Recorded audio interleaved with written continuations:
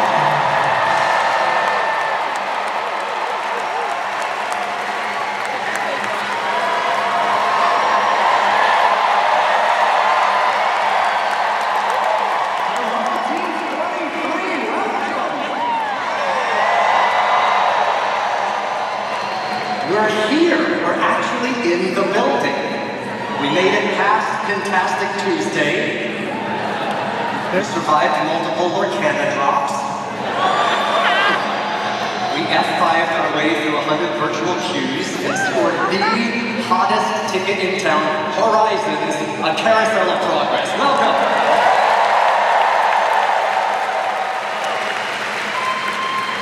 You are officially the smartest, coolest, and now brokest Disney fans.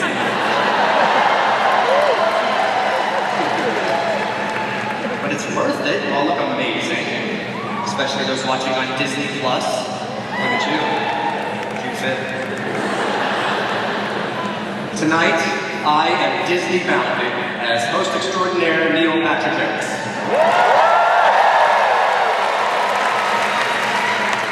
It's a connection. Oh, how about this band, the Phoenicians? Sting is fantastic. That made it look so easy. Remember how easy it was to learn your ABCs? Like the Phoenicians?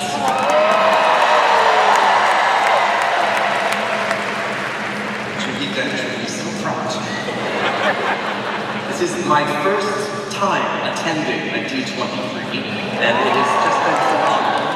I've wandered the convention hall, the panels are amazing, the cosplay, I'm absolutely loving it. And because I'm hosting, I've had the chance to learn firsthand about all of the exciting announcements that you are going to hear tonight. So, welcome. And I know that last Horizons host was Josh Notaro. Heard of him. He's now in charge of the entire company. Wait a minute, if my math is correct, I am 24 months away from being CEO.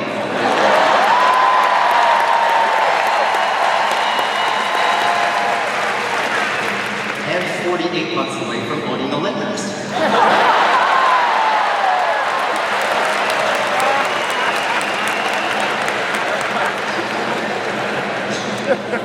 Truly hosting tonight is an honor, as I am a full-fledged, road-dropping, churro-eating, turkey leg avoiding, hat-box goes popcorn bucket collecting, brave little tailor, gold card pack-ripping, candlelight narrating, bona-fide Disney nerd.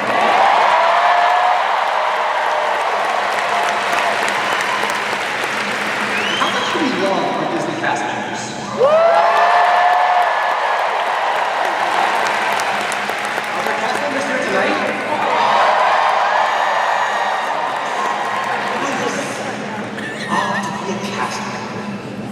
Wake up and put on that name tag and go make magic every single day. I love it. I get everyone here as one special Disney role meant just for them.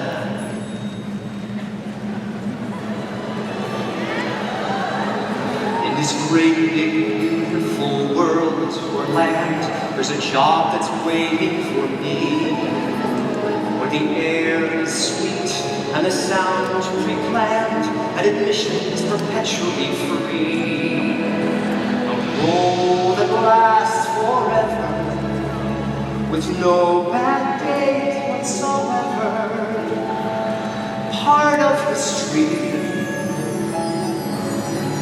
wish I could be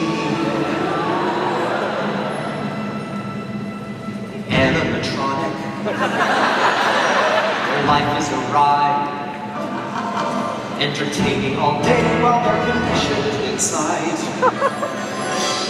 Animatronic, where life is a breeze. I never feel my age because I have robotic knees. I spend all day reading fans with guns made of gears while it sings symphonic music plays on a loop in my ears. I'd like to be a Disney animatronic and live my life on a ride. Right? I'm a man. It's perfect. Animatronic. I like the routine. Each day is the same, and every night I get clean. And since my job is iconic, and I never bore, just take it from an A when Mom was been here since 1964.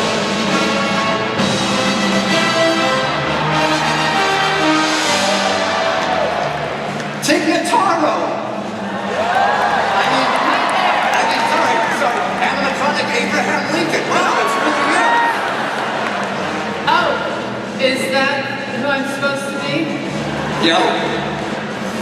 So, to be clear, you made me Abraham Lincoln in a theater. Awesome. It's more of an arena. And Lincoln was Walt Disney's first ever human animatronic, so. Animatronic. Interesting phrasing. What makes something human? In fact, what makes anyone human? The soul Okay, is thank you so much. It's an opening number, not a TED Talk.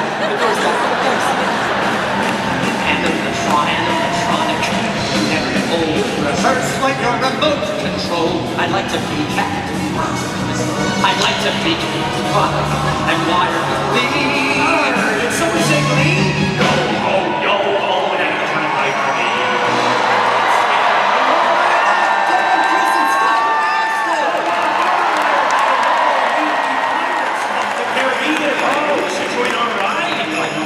A nice spot on the water, lots of stray cats, and it's dark 24 hours a day. And there be rum. Gold. Women. Gold. Let's go. Maybe I could be a handsome pirate gesturing to treasure, or a parrot's home instead of looking for your earthly treasure.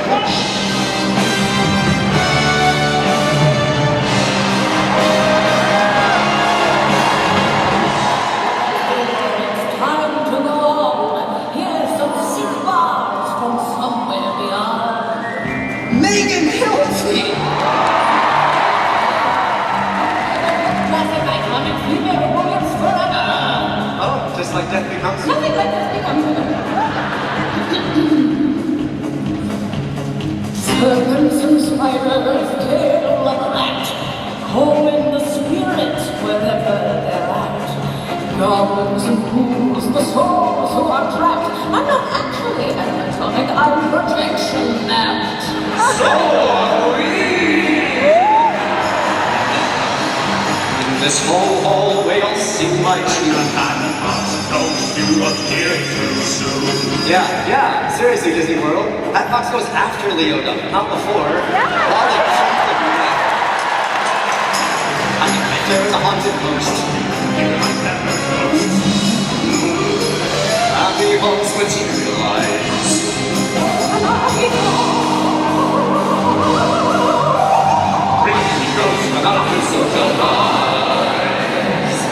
Hey, y'all! Jack McBrayer! Oh my goodness! Your caretaker costume is amazing! Costume? Oh, I haven't been to wardrobe yet. What's with the hat and the scarf?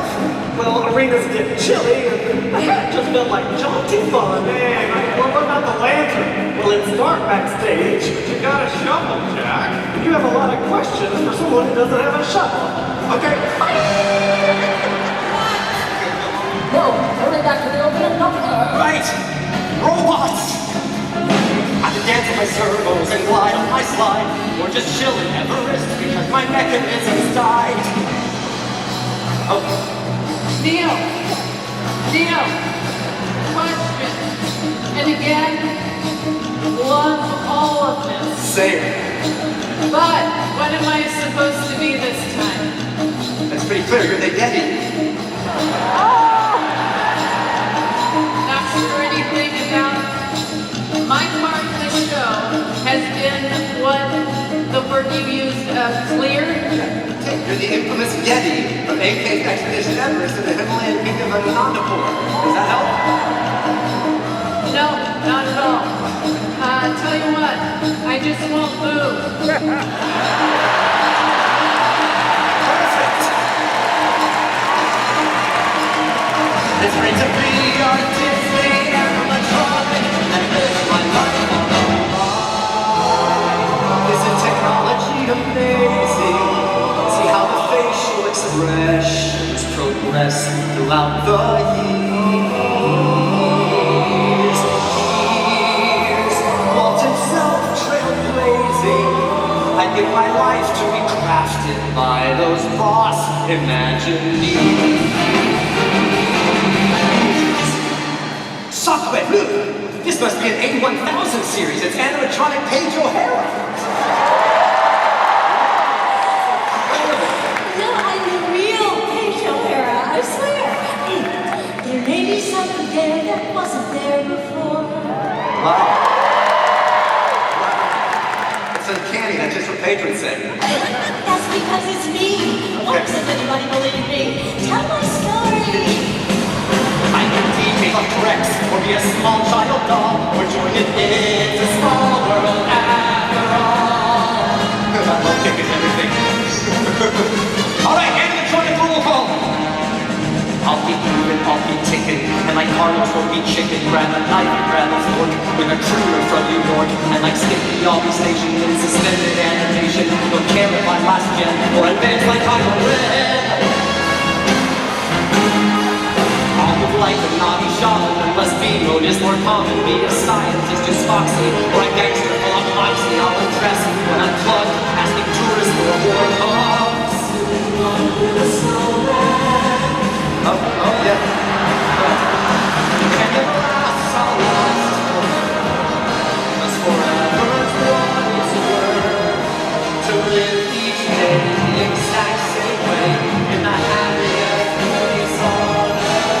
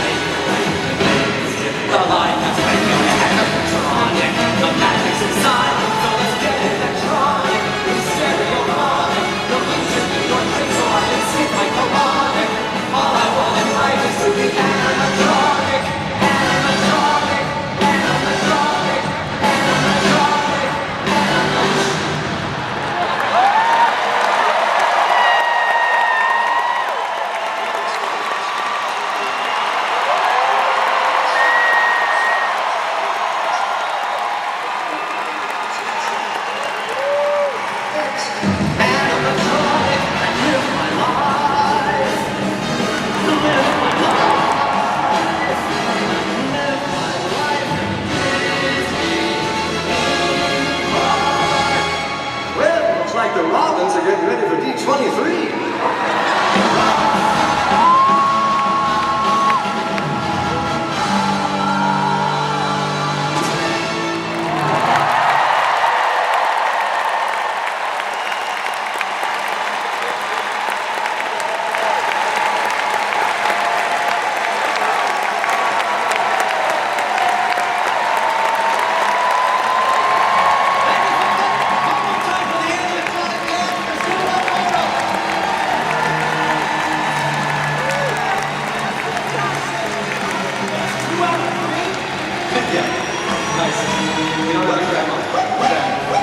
Okay, Skylar, thanks so much.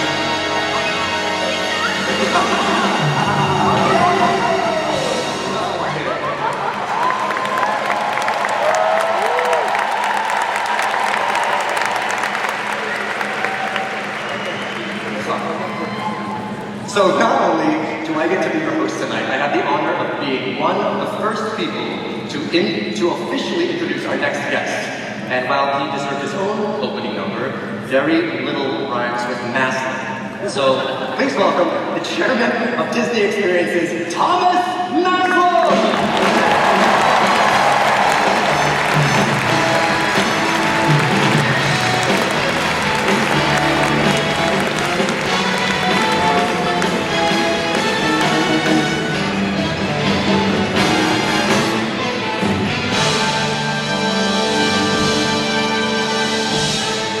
Thank you, Neil, and hello, D23! What an incredible way to start the show.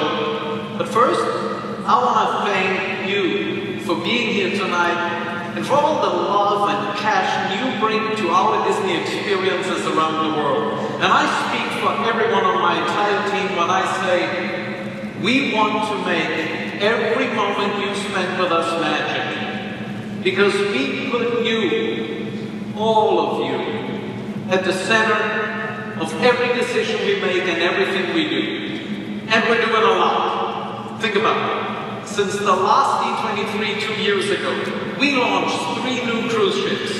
We opened the beautiful new world of Frozen at Disney Adventure World in Paris. We celebrated the 70th anniversary of Disneyland. And the 20th anniversary of Hong Kong Disneyland. Earlier this summer was the 10th anniversary of Shanghai Disney Resort. And next year, we're hitting the 25th anniversary of Tokyo Disney Sea. And we're dancing and having fun with Louie now right here at Disneyland.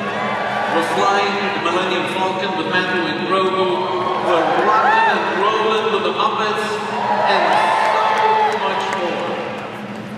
But right now, I really want to thank all our 185,000 Disney cast members for bringing these experiences.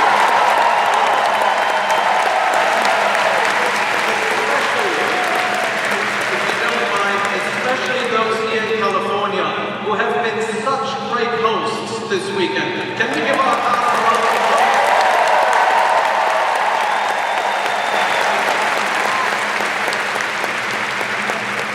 Right now, we're working on more projects at the same time than at any point in our history. New attractions, new lands, new shows, new ships, an entirely new theme park resort in Abu Dhabi, and all created in ways only Disney can. And that's because of our storytellers, the innovative minds at Walt Disney Imagineering. They have dreamed, they have designed, they have built Disney experiences across the globe. And everything we have to share with you tonight is a testament to their legacy. That's why I am so happy to welcome to the stage the President and Chief Creative Officer of Walt Disney Imagineering, Bruce Vaughn.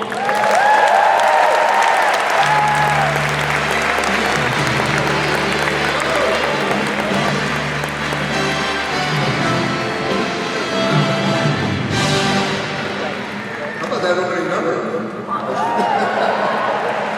Well, thank you, Thomas. You know, when Walt first dreamed of Disneyland, there was no blueprint for what he had in mind. So he turned to artists, designers, engineers, and storytellers, people who could imagine something that didn't exist yet, and then figure out how to build it. They became Imagineers. What began nearly 75 years ago with a small hand-picked team by Walt has grown into a creative community around the world. The disciplines have multiplied, the tools have changed, but the job really hasn't. Create places that make people feel something and remember it. And none of us does this alone. Every Imagineer inherits something from the people who came before us. An idea, a lesson, a standard, sometimes just a way of looking at a problem differently. And then it becomes our responsibility to carry that forward and hopefully leave something behind for the Imagineers who come next.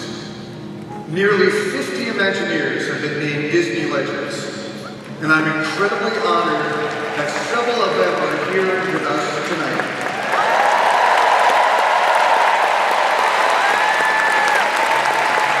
Please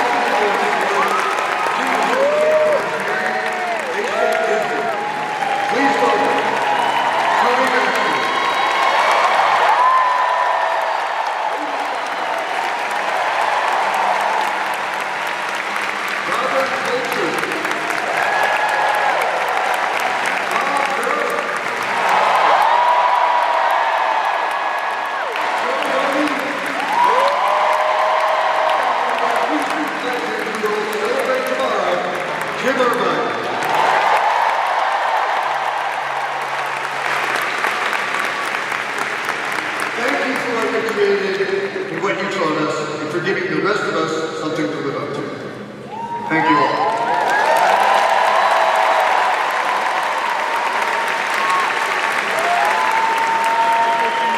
There's someone else here tonight who has spent much of her life preserving and telling the stories of the people who built these magical places. No one has captured the story of Imaginarium with more insight, access, and care. Please welcome Iwerks.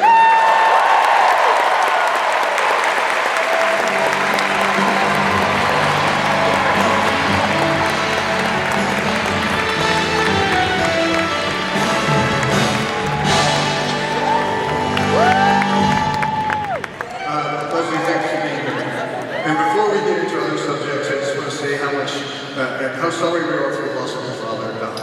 He was an incredible innovator. Imagine it would not be what it is today without him. We all miss him. Thank you, Bruce.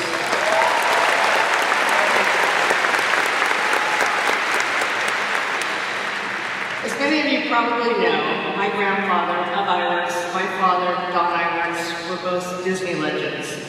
And I had the great fortune to grow up around so many of these amazing creative people. I am so thankful that my father's spirit lives on, not only in my work, but throughout Walt Disney Imagineering. And I've truly felt the support of this entire Disney community I call family.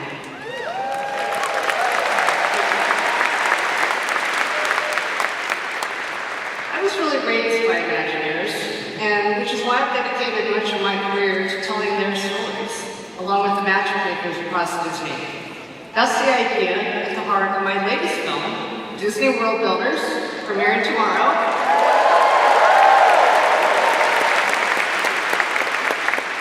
Along with one of my favorite projects, the Imagineering Story.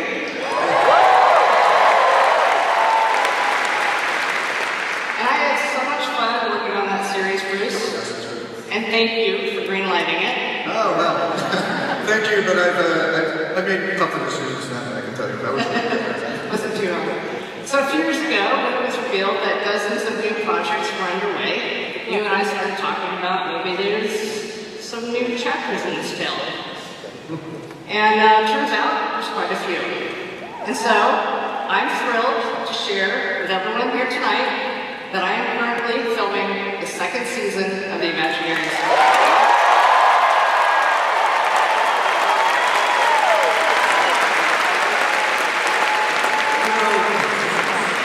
No one has ever told the Imagineering Story with the depth and care that Leslie has.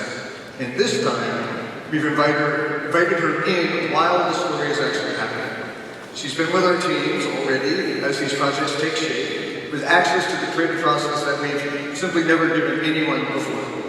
Which, now that I've said it out loud, may have been a total idea. That's because I know all the secrets now. And my goal is to bring you all in as if you're part of the journey with me, and I'm making great progress. Which is why I can announce that the initial episodes for the next installment of the Imagineering Story will debut in early 2028.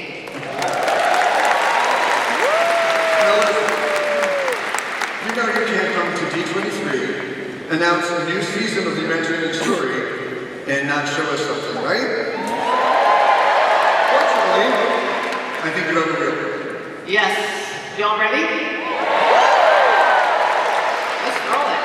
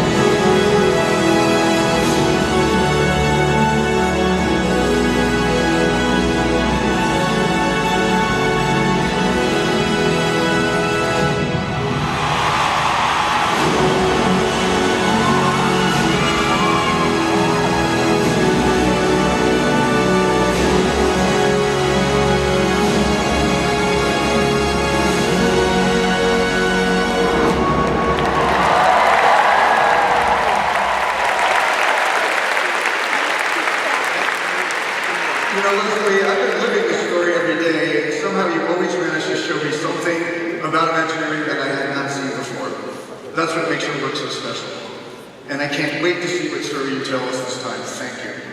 Well, I love working with you all, and now I'm excited to get back behind the camera. Yes, okay. And to all of you out there, thank you for being here tonight, because ultimately, everything we imagine, everything we know, and every story we tell, we do it for you. Enjoy the show.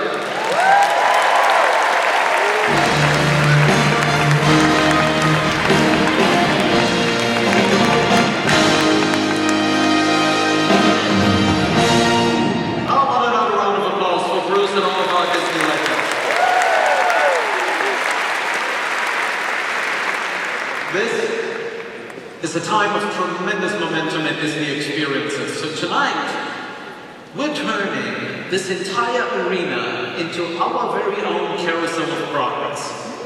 We are taking you through 4 chapters of Disney stories, showing you how we're bringing them to life all around the world. We're celebrating our legacy along with experiences filled with adventure, exploration, and possibility. We are imagining an even greater, an even bigger, an even more beautiful tomorrow. I say, let's start dreaming, shall we?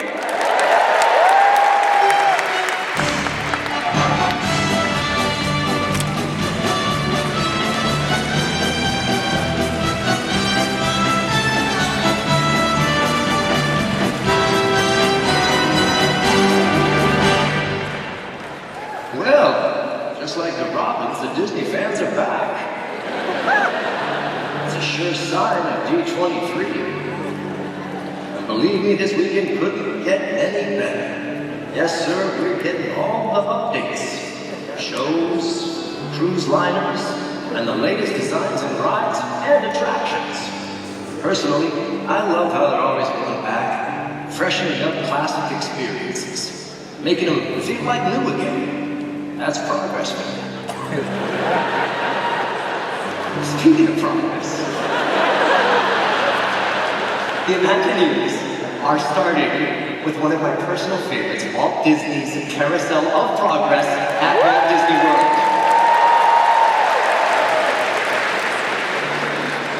I'll stay here.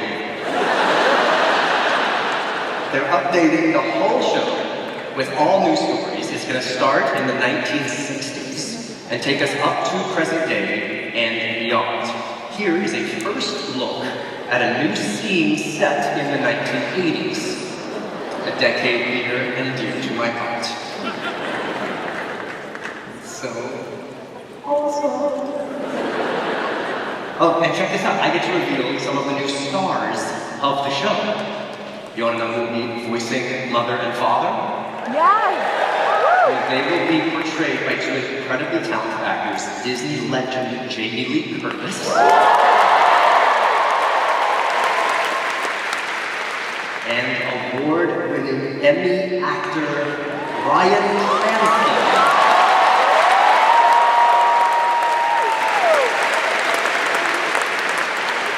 Perfect casting. I can also share this with you. The new take on this classic attraction will debut late spring 2027. Just around the corner. I know the Phoenicians are psyched. Man, you good? Can I get you anything? No? Mickey Bar? Dole Whip? Award leader? No, that's actually the Nick, you know what it is. Are there any Disneyland fans in the house tonight?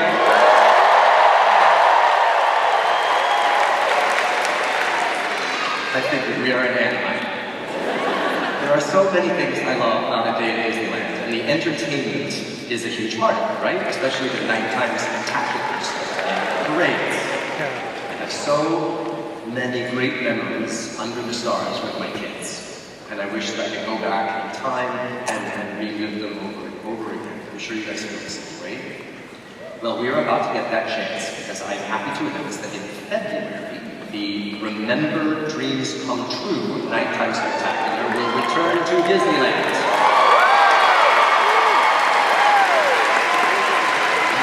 refreshed. Just for you, that includes projections at the Rivers of America, over It's a Small World, and all the way down Main Street, USA.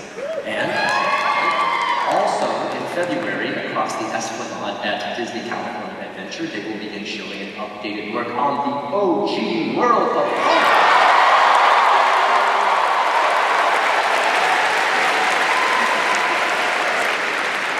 And then, calling all dreamers, just in time for summer, Disneyland welcomes back the award-winning Magic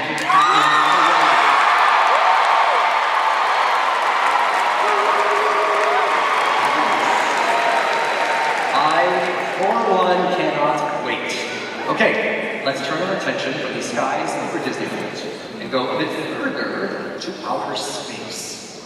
Here to talk about Disneyland Paris and Tokyo Disneyland, please welcome our next guests, Imagineer Ali Rubenstein, along with former NASA engineer and YouTube sensation Mark Rober.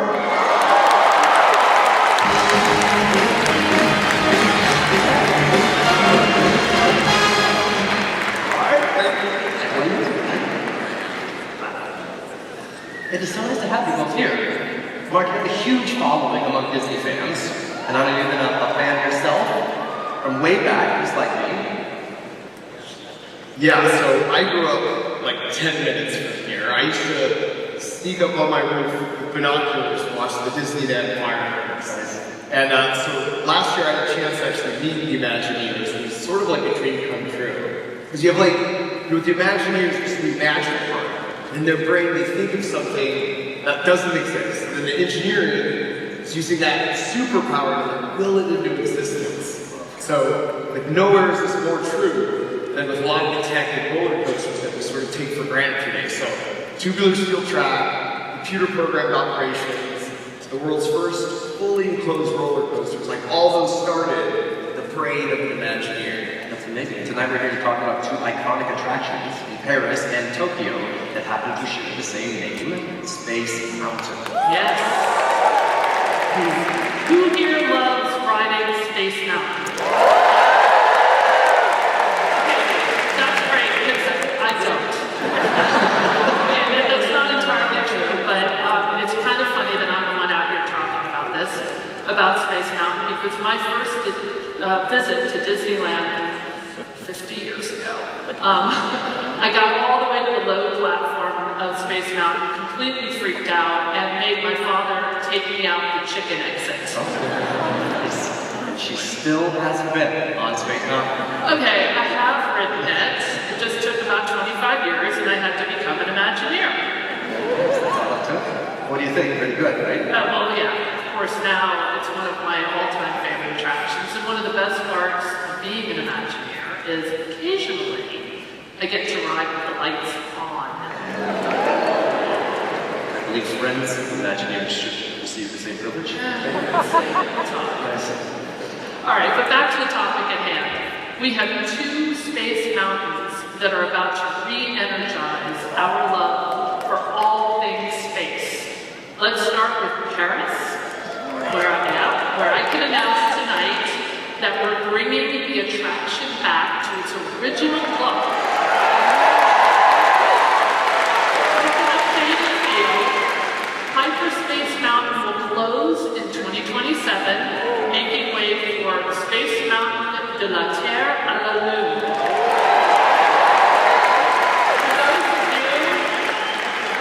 For those of you who clearly, like me, do not speak French, that translates to From the Earth to the Moon.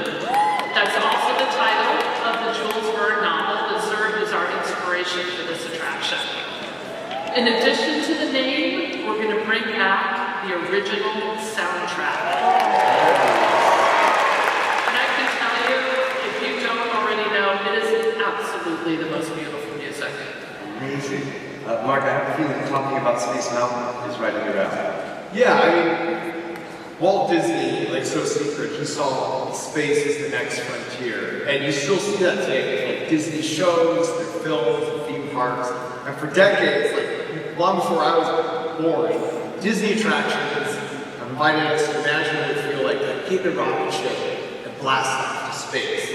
And I feel like we've all had that moment like lying, on our backs, looking up at the stars at night, and just being inspired with like curiosity, like the wonder, the adventure of space travel. And there's so much momentum right now with the Artemis mission. I love that Disney is like keeping that optimism and that momentum going and like fulfilling, Walt Disney's original legacy and vision are still alive. I'm right there with you, Mark. Chicken exits aside, it's now truly a dream of mine to go to space. I would literally go tomorrow if I could. Yeah, someone tells me the road Bruce won't approve of that time off. Probably not, but he will let me go to Tokyo. I do often. It's true. And that works for me because Tokyo Disneyland is where our brand new attraction, Space Mountain Earthrise, will open. This is a bold new take on a classic attraction that will be an anchor of a reimagined Tomorrowland. What you're seeing now is some new drone footage captured very recently at the park. I can tell you the transformation will be absolutely breathtaking. When you get inside the attraction, you'll board a rocket ship that literally blasts into space. What you're seeing here, there it is. What you're seeing here is an early animation of the brand new launch sequence. That is spectacular. Trust me, it is truly spectacular. You will not want to take the chicken exit. Earthrise is a celebration of what makes our planet so beautiful and special. It will give you a perspective you've never experienced before on any of our Space Mountain attractions. So since we're talking about outer space, how about we switch gears to another type of spaceship? One we're all riding right now, Spaceship Earth. Now this has to be one of the most iconic attractions Disney has ever built. Yeah, it is a true marvel of engineering. It's a geodesic sphere, perfectly round structure, supported in the air by 3 massive pillars. It stands 180 feet tall, with 2.2 million cubic feet inside, all with no interior supports. And inside is one of the most complicated ride systems Imagineering has ever created. It's a continuously moving train of vehicles that spirals up into the structure and then turns around backwards, comes back down to Earth. Spaceship Earth's story has been updated several times since it debuted in 1982, but it hasn't actually been touched in nearly 20 years. Yeah, the world's changed a little bit since then. Just a little. Yeah. Just a little. Tonight, though, I can share, we're bringing this iconic attraction back into the present day and beyond. Today, Spaceship Earth focuses on the story of human communication. We're broadening that. Our new version of Spaceship Earth will be about human connection, which, as you all know better than anybody, is a theme that Epcot celebrates. We'll be bringing new magic to every scene, but Spaceship Earth will remain classically Epcot, a journey through time, celebrating the progress made possible through human connection.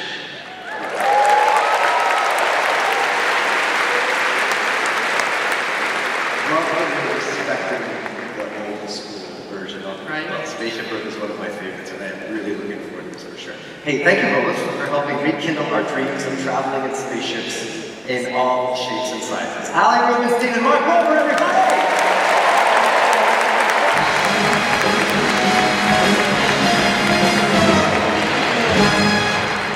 Neil. Hey, Thomas. Hold on. I have one more thing to tell everybody. Okay.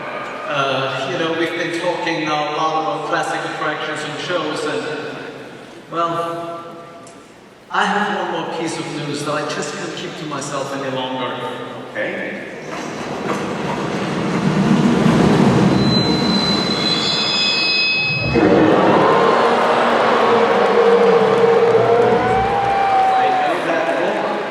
That's right. We're bringing the Yeti back to life.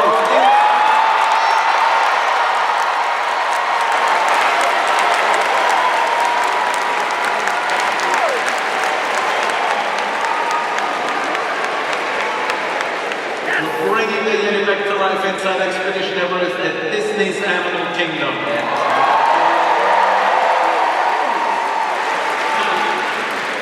I know some some of you have come up with your own fun name for the current state of our attraction. What was it again? Disco Yeti.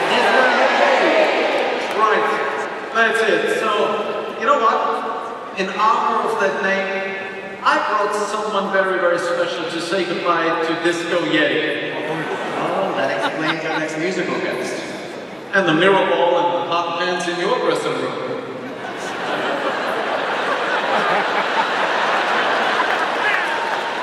That's just part of my life.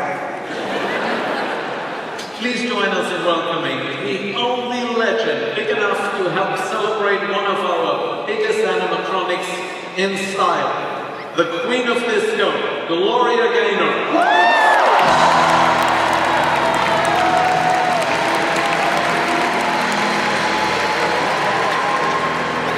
First I was afraid, I was petrified, kept thinking I could never live without you by my side, but then I said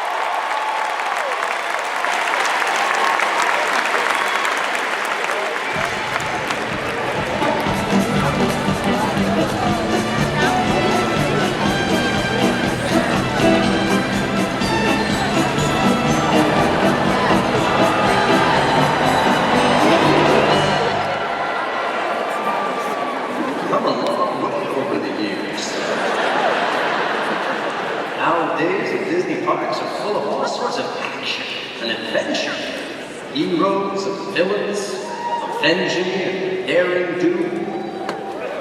You know that pilot fella, Peter Quill? He's about to fight the celestial Easton. He's never gonna win. Canvases are springing up all over. Nobody flies in the air like that new fella, Peter Parker.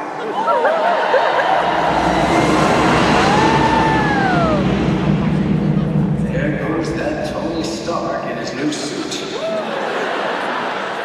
sure loves that martini. Thanks to the Avengers, we've got all this futuristic automation.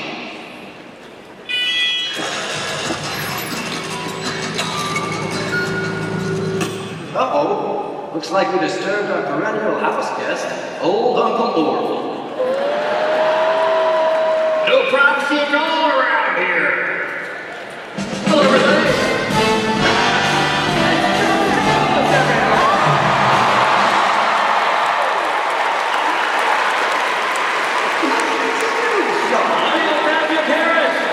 You are killing it tonight, my friend. Thank you so much. Two perfect geeks, right here. This is perfect timing. Do you think you could cover for me for a second? I just signed up for the Lobos qualifier in my first match of Oh, say, Neil, are you, you know, there's a big auction tomorrow. Are you bidding on anything by chance? No? No, okay. I didn't even know there was an option. Didn't. All age of 4:30. You gonna bid on that? No? Okay. Hey, could you give me one of those great play-ons, you know, like you do with the nighttime concerts? Say less. Phoenicians hit it. 2, 5, 7. Live from the Honda Center, it's Horizons.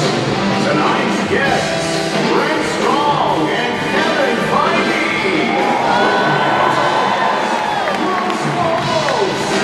And now, here's your host, an internationally beloved star of television, film, Broadway, streaming, magazine covers, and several hundred-bedroom walls from the late 80s. Please welcome the enchanting Stamos. The announcer got all the stuff I asked him to say. Thank you so very much. Now, as Neil was saying, the Disney parks are full of action and adventure. And I don't know if you guys noticed, but I do a voice on, Iron Man and Spidey as Amazing Friends. I've been aged out. Now I do Howard Stark. You know, does he have a grandfather fight? All right. Here to tell us more about some of the exciting adventure projects in the works around the world, please welcome Imagineers Brent Strong and the president of Marvel Studios and chief creative officer of Marvel, Kevin Feige. Great to be here. Guys, so great to see you. Thank you, John. Thank God for you. We just need you in this world, and you make the world a happier place. God bless you both. The world needs more heroes. Thank you. Now, I know you guys are both park guys. I'm a park guy. I grew up right down the street. I'm a local Orange County boy.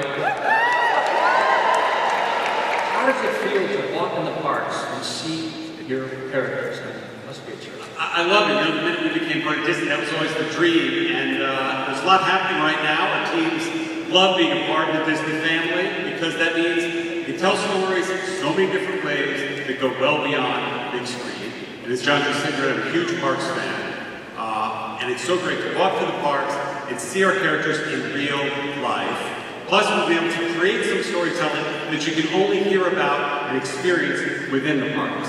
That's right. You know, what we always want to do is create experiences that invite all of you to find the hero within.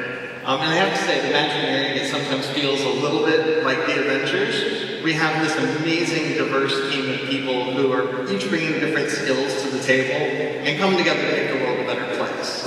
And you know, you don't have to be super to be a hero. You don't have to. I love that. Right? All right, let's start with the Hong Kong, where the new Adventures Pavilion will transform the skyline of Stark Expo and Tomorrowland. Brent, what can you tell us about that? Well, first of all, it's more than just a new attraction. This is actually part of a massive expansion coming to the Stark Expo in Hong Kong. This expansion includes a brand new Quinjet landing platform, which will be a great place to encounter all your favorite Avengers. And it's going to be a whole new part of the expo for you to explore and discover. That's cool. Kevin, what kind of stories can we expect? The new pavilion in Hong Kong is home to the Avengers Research Testing Labs, and it's full of really smart people working on new tech to help the Avengers, and one of those really smart people is Peter Parker. Now, whenever you have powerful new tech, that's bound to draw the interest of some evil forces too, and that's where the adventure really takes off.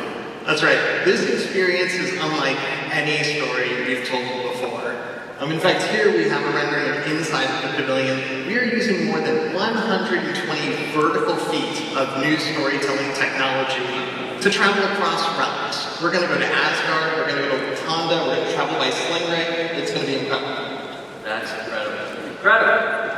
Let's talk about Asia, can we? Yeah. All right, there's another major project, Shanghai Disneyland. What do you have to support with it? They have a Spider-Man land and a coaster going on there.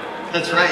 In Shanghai, you were just there, right? I was. I got to tour it in July, and it's the first land anywhere in the world dedicated exclusively to Spider-Man. And it will be the home. It'll be the home of the Shanghai division of the Worldwide Engineering Brigade, or WEB for short, if you know. It's an organization set up by Tony Stark to encourage young people to experience and experiment with new technology. That's right. And in the spirit of web, we've actually been collaborating with local artists from across China and Shanghai, and we're going to bring to life more than 20 murals throughout the land. They're going to be celebrating science, of course, because it's web, the Avengers, and Spider-Man. And if you stop by our booth, you can actually see a preview of one of their designs here at the expo, and if you haven't stopped by yet, make sure you come by. Now, of course, wherever we have web, we also have Spider-Bots. And the Spider-Bots have been helpful in assembling all of their experiments in Shanghai, including this incredible roller coaster. In fact, we recently just put up the final piece of track. It's all installed now. And as you can tell from this brand new concept art that we've never shared anywhere before, nothing could possibly go wrong, right? Whenever you have Spider-Bots, things go perfectly fine. Yes, Spider-Bots. All right, so let's wrap up right here in California. We have an expansion of the Avengers campus right here at Disney's California Adventure.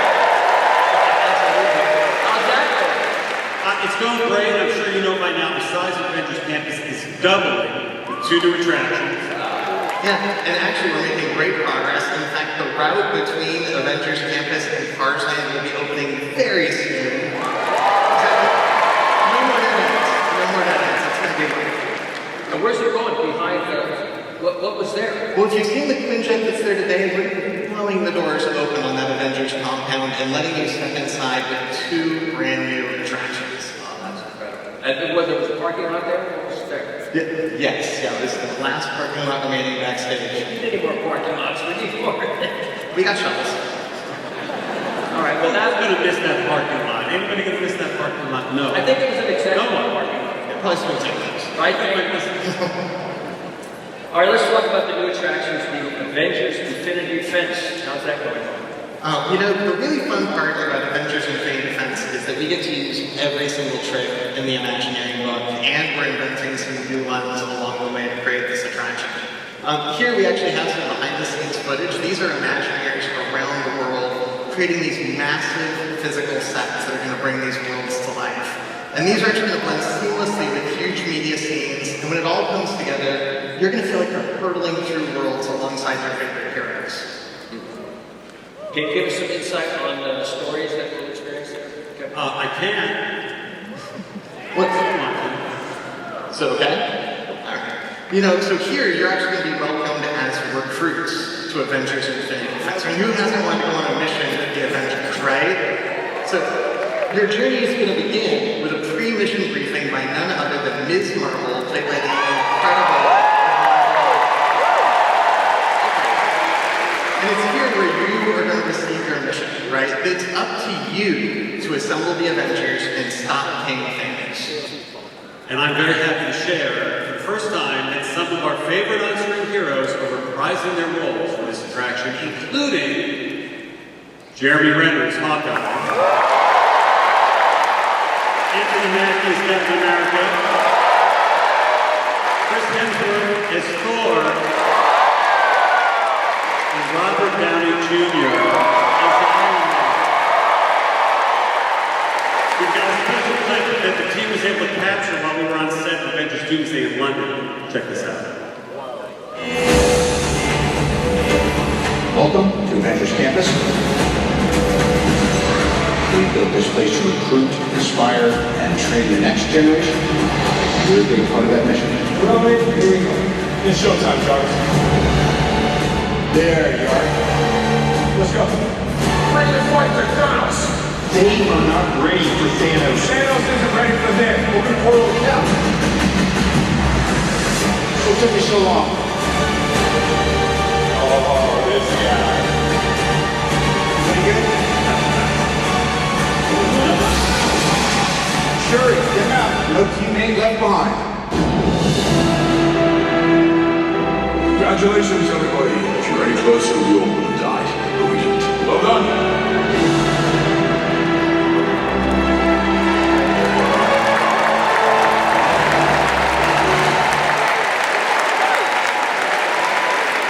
And that's not all. Tonight we can also announce that our second attraction, Stark Flight Lab, will also include some of this amazing talent, including Robert Downey Jr., Anthony Mackie, and Brie Larson reprising the role as Captain. Together, they will be your flight instructors as you feel what it's like to train like an Avenger. And I'm thrilled to share with all of you tonight that both of these new attractions will be opening in 2028. Yeah. But yet, I have to say, decency at an all-time low, and discord at an all-time high. Thank God we have Imagineers like you and people that are doing beautiful things in the world. So thank you both very much. Let's give it up for Bruce Vaughn and Feige.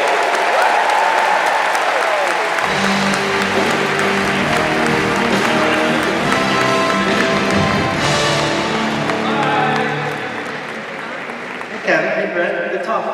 Hi Neil. Thanks, I'm back. Good, I'm glad. How's it going? It's going good. Good.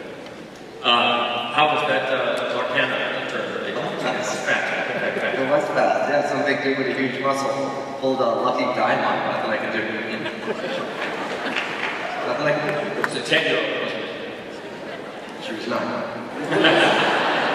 Neil Patrick Harris, everybody! Phoenicians, play this thing out!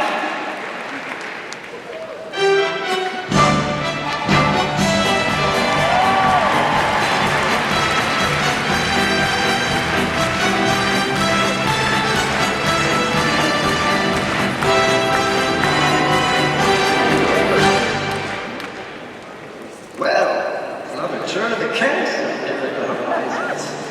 We're exploring in ways we never could have dreamed possible. Just took a cruise through the jungle, where I heard a new turn of phrase, the backside of water. Did you ever hear that one? Now we're driving into Radiator Springs. Highway to crowded fellow racers doing the same thing. Disney parks let us explore these stories in all new ways. And as I always say, if you're gonna go exploring, make sure you're led by the best that's ever been. Hello, D23. Soon will be time for its next ride, and I'm pleased to share that for the first time ever, I'm the actual model of the Indiana Jones ride. I'm excited for you to see his next epic adventure, and I'm coming to Walt Disney World soon. Here to talk about the new Indiana Jones attraction coming to Disney's Animal Kingdom, please welcome Imagineers Michael Hungen and Chris Beatty.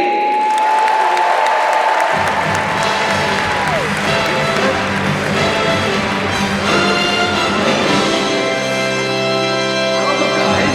Thank you so much for being here. We are so excited to be here with you and the greatest Disney fans in the world.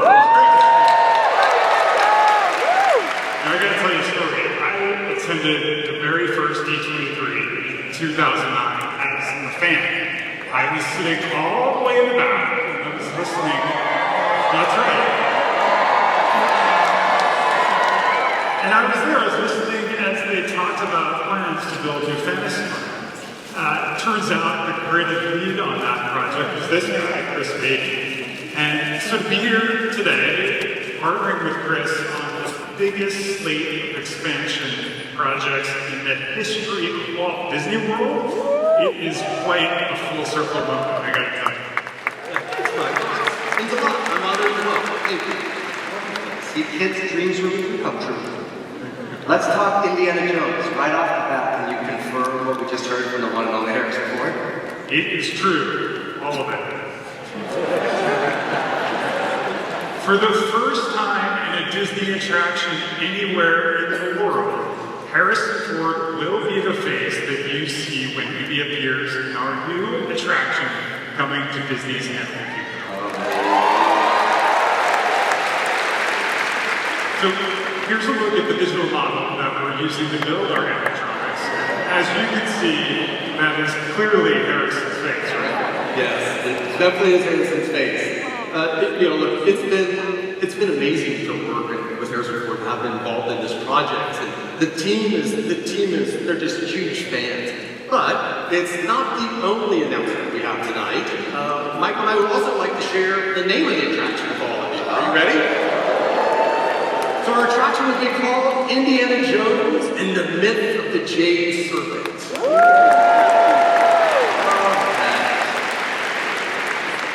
Looks great. So this attraction, it's going to blend the thrill and excitement of a classic Disney indie story with the rich cultural experience that you find throughout Disney's Animal Kingdom. A park that you know is dedicated to animals real and imagined, which is important in here at Phoenix. And in this case, we're going to explore ancient Mayan with India, and we're going to learn all about Mayan culture and how it connects to nature. And right now, as we sit here tonight, our teams are actively building the temple entrance. Here's a first look at the facade. It's incredibly detailed and just equally authentic in every way. So wait, what's going to actually happen once you get inside? That is a great question. Our story takes place in the 1950s, before Indiana Jones and the Kingdom of the Crystal Skull. And according to local folklore, there's a passageway inside the temple that leads to the Mayan underworld. And it's possibly protected by a giant mythological creature. So, Indy naturally wants to check it out. So we get to follow Indy as he gets up close to the storied artifact, when suddenly the myth becomes real, and we get sucked through a portal into the underworld. This thing turns into an all-out chase to escape before time runs out. We will face all sorts of dangers, like monstrous bats, larger-than-life scorpions, fire, flame, and of course, snakes. Why did it have to be snakes? Well, it does turn out that in Mayan mythology, the entrance to the underworld is protected by a giant serpent called Supan. And you're going to come face to face with this real-life Supan throughout this harrowing adventure, including a confrontation at the end that is just jaw-dropping in every way. So our team's excited. They love this attraction. It's an original Indiana Jones story that will make you feel like you're stepping right into one of his films. Which is a full circle moment for me. As a kid, I remember going and visiting a touring show for Indiana Jones and the Temple of Doom through Lucasfilm. And the models and the artwork and all that craftsmanship what inspired me to start becoming an Imagineer. And now, we're here with Michael and the team, and we're actually building an Indiana Jones attraction for Walt Disney World. That's fantastic. Okay, well, that's a lovely story, right? It does sound a little scary. Do you guys have any sunnier news to share with us? Well, I can tell you that we are thrilled with the construction of the Tropical America's land. It's really starting to take shape, as you can see here. Inside the land, we'll have a brand new carousel that features hand-carved animals from some beloved Disney and Pixar stories. Some of you hopefully saw them in the pavilion this weekend, yeah? Well, I'm excited to share that we actually have 22 unique animals on this carousel. Here is a look at the whole gang.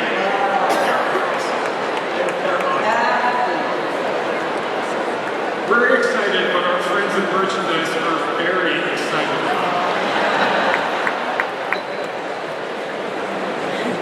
The carousel is going to be fun for the whole family. A uniquely Animal Kingdom take on a classic Disney attraction that really started it all. That is remarkable. I cannot wait. Okay, over in another section of Disney Tropical America's Land is a very special little house. Did someone say White House?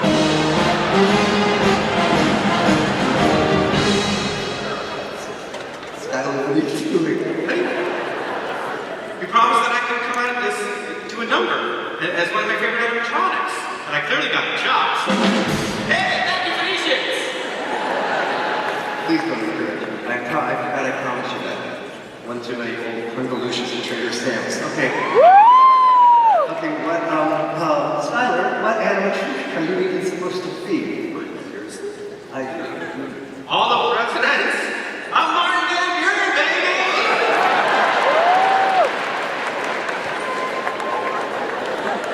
You're joking. You're joking, Sky. It's Martin. It's not. And I just not, sir. Yeah, we're in the middle of the segment, okay? Chris and Michael here. Oh, yes. Good morrow to you both, gentlemen. Hi. Do you know that I'm actually on a $20 bill? You should check your wallet. That is incorrect. Great interesting. Skylar. You know, they used to call me old Kinderbook. Get out. Okay, play my music.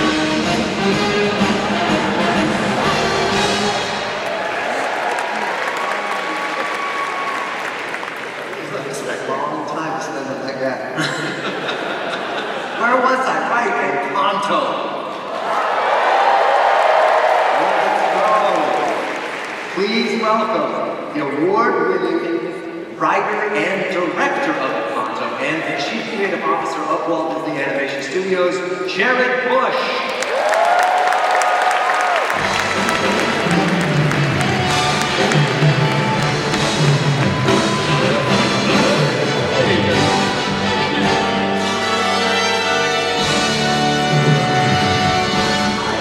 I cannot believe you guys got King Candy. That's so cool.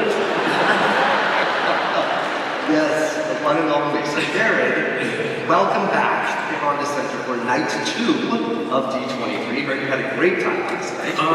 Who was here last night? Last time we had a sneak peek of all of our upcoming films. Hex, that's out this year. A little movie called Frozen 3. Yes. Our new movie Play, and of course, near and dear to my heart, Zootopia 3. And I got to share them all with the best bands in the world. So thank you guys so much. So, what's it like working with the Imagineers to turn those films into theme park experiences?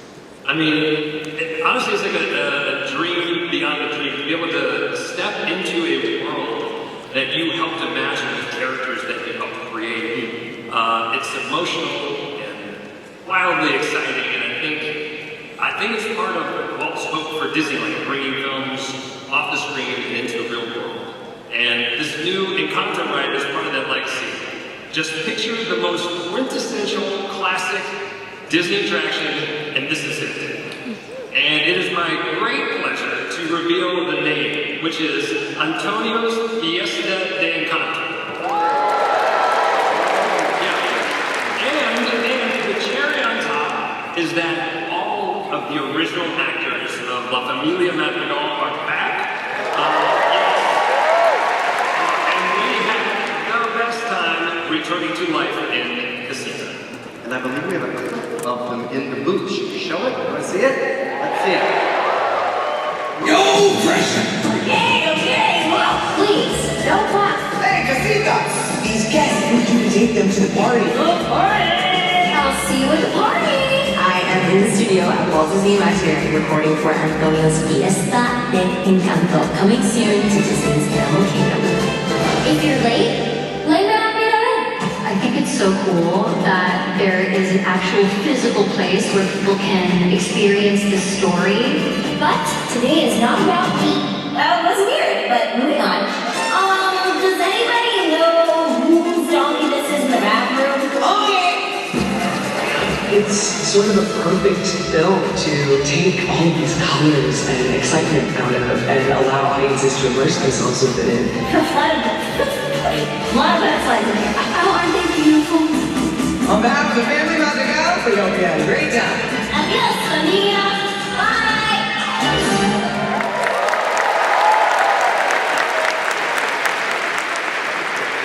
Let's talk about the attraction itself. Jared, what's the story for this one? Okay, so first we're literally in Casita, which is a living house. And this day is Antonio's gift day, which is a very special moment in the life of the Madrigals. It's the day they are given their special magical talent. And Antonio's gift is communicating with animals, which is perfect for Animal Kingdom. I've seen somebody there trying to talk to the monkeys, so you know who I'm talking about right now. But we are invited into Casita to celebrate Antonio with all of his family and now his extended animal family.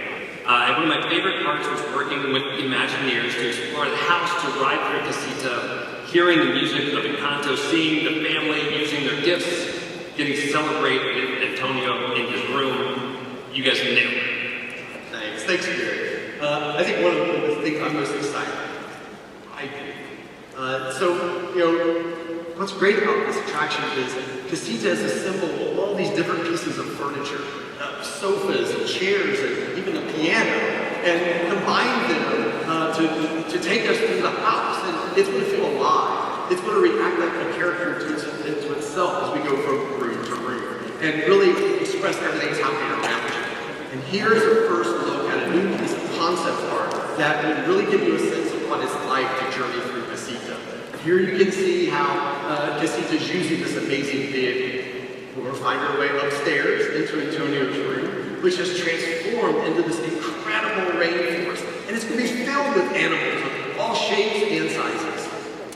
The scale of Antonio's room is incredible, and there are more than 50 animals throughout the entire attraction. Awesome. Here's the first look at some of them in action. I don't want to go to the capybara, but that's okay. They're so cute. It's cute, all right? So look, we partnered with our Parks and Animal Sciences team to make sure that all of these figures are accurate to Colombia. And we're excited to share another piece of news, Michael, that there's no pipe requirement for this attraction. So it's going to be a great experience for the entire family.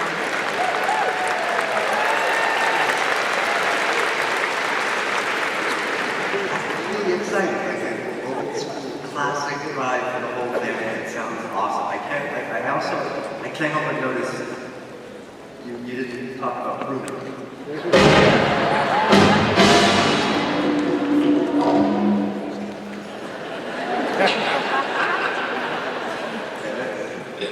Right. Okay, let's hear from my special guests, Jared, Michael, and Chris. Thank you guys for joining us tonight.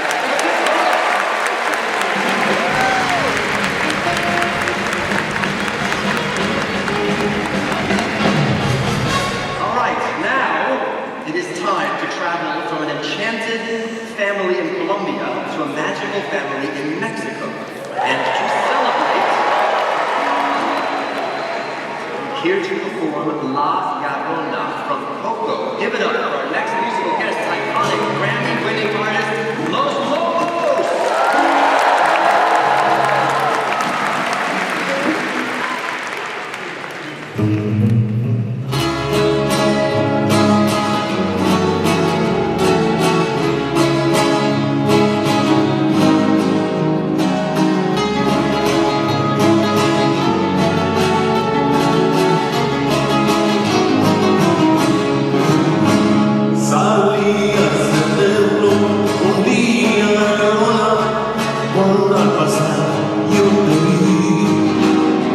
Salí al setembro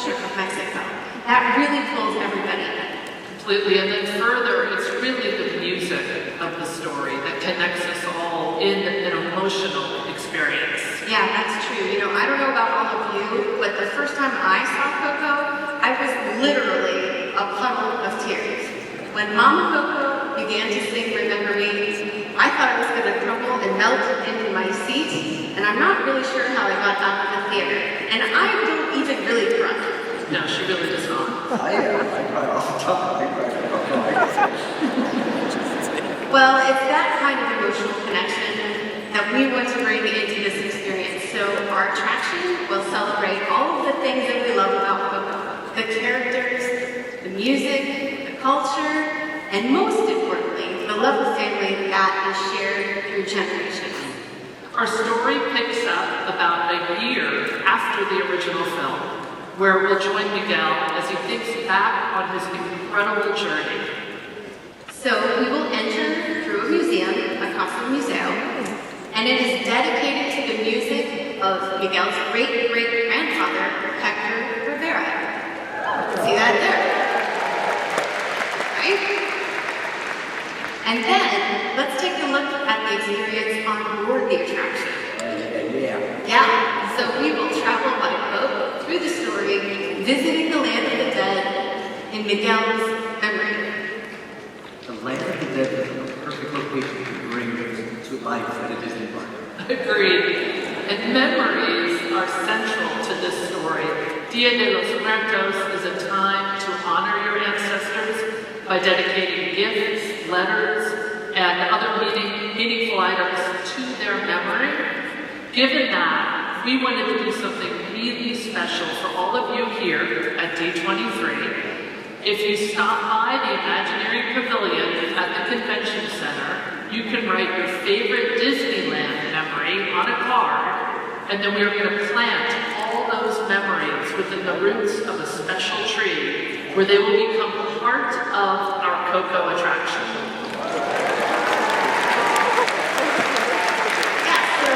We just filled ours out backstage, and of course, well, we brought one for you. That is so cool. You'd like to fill one on yourself? I'd love to, thank you. What an awesome way for everyone who's at D23 to be included in the making of what is sure to be a classic ride. I love it. Yeah, it's really going to be a beautiful, moving experience full of fun and surprises.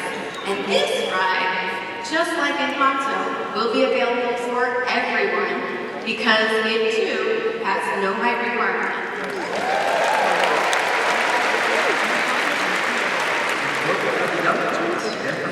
All right, let's go from one favorite story to another as we head across the Atlantic to Disneyland Paris. It feels like everything that we have been talking about is a first in some way, because you're also working on the very first Lion King ride anywhere. How's that going?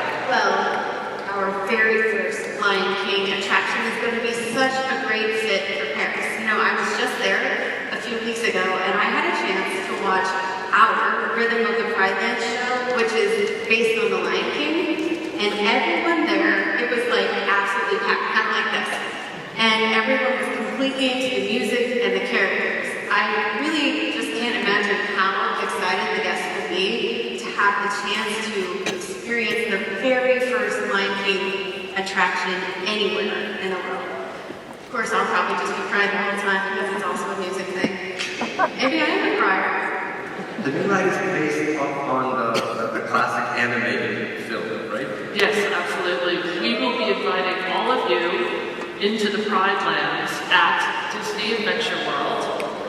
This new attraction is a retelling of Simba's journey from cub to king, the happy times and the not so happy times. And that includes Simba's final confrontation with Scar.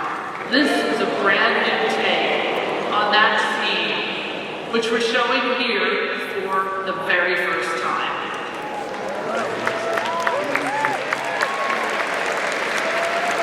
I think it's one of my all-time favorites too.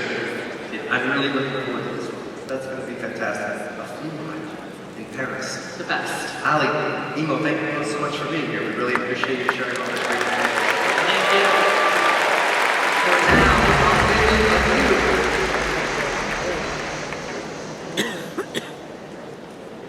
Sorry, folks. Why don't you guys go? Okay, we'll just go this way. Okay. Send someone out right now. Okay, thank you. Sorry, guys. Give it a second.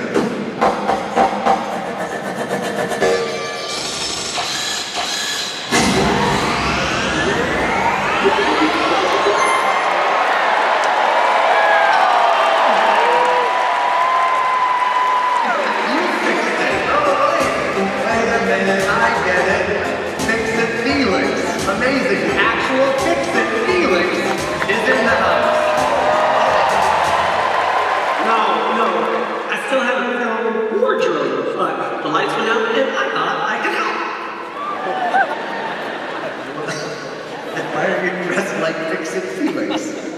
I'm not. But, I mean, now that you mention it, I suppose this does read a little Felix. I can literally read a little Felix on your shirt.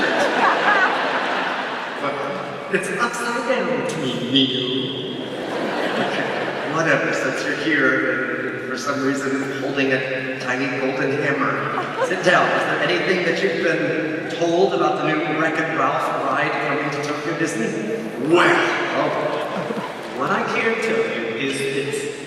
The ride is called Sugar Rush Sweet Rescue, and I've heard there is a top secret logo. That's right. Well, that'll be a spoiler alert.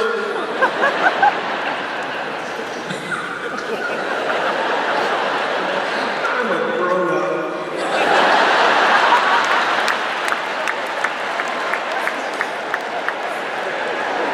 So, Jack, what else have you heard? A lot.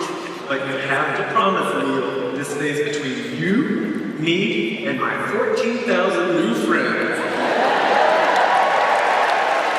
And everyone watching on Disney Plus. Yes. Alright, this ride is going to transform you into the world of Wreck-It Ralph, where you have to help Ralph and Penelope by restoring the sugar bugs to their original forms. Oh, what's a sugar bug? Something that needs to be restored to its original form. My bad. However, be on the lookout for that mean old King Candy. Well, Jack, I know I can't wait to jump into Sugar Rush when it opens next spring. I'm excited too. Now, is your wardrobe this way? No. Oh, okay. Wait. Jack McBrayer, everybody!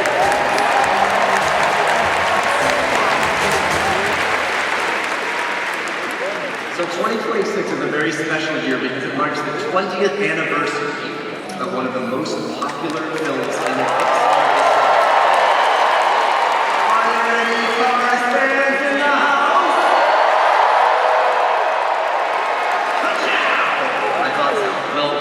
Earlier this week, you probably heard that Disney is expanding its collaboration with F1 into the world of cars. And there is so much more Cars love on the way, including 2 new attractions at the Magic Kingdom in Florida. Here to talk more about those, please welcome back Michael Hungen, joined by Imagineer Jason Grant.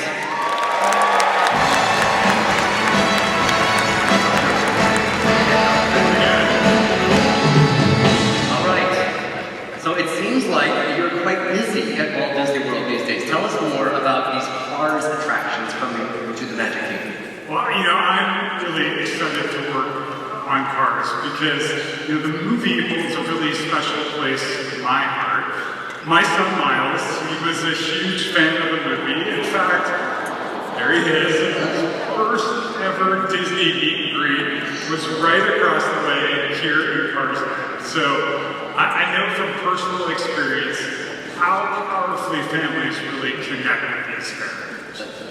Our expansion of the Magic Kingdom is an extension of the Frontierland story that celebrates the rich legacy and the spirit of America's national parks. Hopefully some of you guys stop by the pavilion this weekend. You've seen the Piston Peak model. It is full of mud flats and rivers and geysers, trails, and so much more. And the best part is that all these natural wonders will come alive to the adventurous spirit, the humor, the heart, lightning, Nader, and all their friends, including Miss Fritter from Cars 3. This is your first look at a new piece of concept art for one of the 2 attractions in Piston Peak called Miss Fritter's Daredevil Spin-Off. And now, if you don't know her, Miss Fritter is a demolition derby with a larger-than-life personality. And in our attraction, she takes center stage as a huge school bus-sized animatronic hosting her wildest demolition derby yet. There's no missing that bus. All right, so what about your second attraction? I feel like it gonna feel like a real race car? Absolutely, you are. We're creating an off-road race at Piston Peak that we're announcing tonight. It's going to be called Cars Ridge Run Rally. There's a logo right there. Oh, that's crazy. Yeah, very good. We're going to find out who's the wildest racer in the wilderness as each car. Alright, we have buns. We have a truck on the buns. No worries. Yes, and as each car is competing for the fastest lap in the wilderness. We're going to take a look at some of our concept art right now. This is how we're going to start the race. You're going to head off in the wilderness for a climb up the mountain. It's going to be really thrilling all the way up to the top, but it's just going to be a little bit bouncy. Then once you reach the peak, it's going to be completely covered in snow. And I'm really excited to see this at night because I can't wait to see how it sparkles under the moonlight. Then you're going to race your way down Piston Peak. It's going to be a series of camelback bumps. And it was a little bouncy on the way up. It's going to be really bouncy on the way down. So you're going to want to make sure you hold on tight. And then lastly, you're going to make a run through our geyser field. These geysers are going to chase you all the way to our largest geyser, one that we call Old Tank Full. And then you're going to... Sorry, we had to... Do I say truckloads already? Yes, okay. Anyways, so you're going to circle up to the top of the geyser, and then it's a sprint down through the finish line where Lightning and Mater are going to wait you, providing live play-by-play of all of the action. Shout out to our team, they are amazing, and as you can see, construction is fully underway. Not that anybody here has noticed from the Big Thunder Mountain view. That's my deal. You know, theater around, we call this imaginary around. Nice. We're working with our friends at Pixar to bring this fun and wild Cars world to life in all new ways. When we're finished, this will be a new type of racing experience, unlike anything we've ever done anywhere else in the world. We are so thrilled. I'm so thrilled and can't wait to see it. Michael, Jason, thank you for all these new details that remind us why we love cars so much. Now, before we leave the racing world tonight, we have one more special surprise as we celebrate all things cars. There is a new show coming to Disney Plus and Disney Junior called Cars Lightning Racers. The series has been created especially for younger fans, and it follows Lightning McQueen as he gears up for all new adventures in Radiator Springs with Mater and their friends. Tonight, I am thrilled to share with you that this series will feature a new original song from an artist who's been a part of the Cars family from the very first green flag 2 decades ago. Here to perform Built to Last, her new song from the show. Please welcome Grammy-winning artist Sheryl Crow!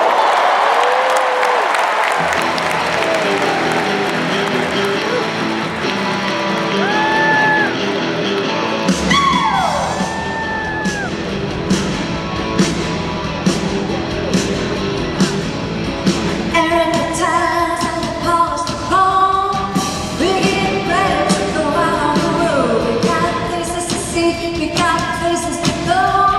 Find out and let's get on the show.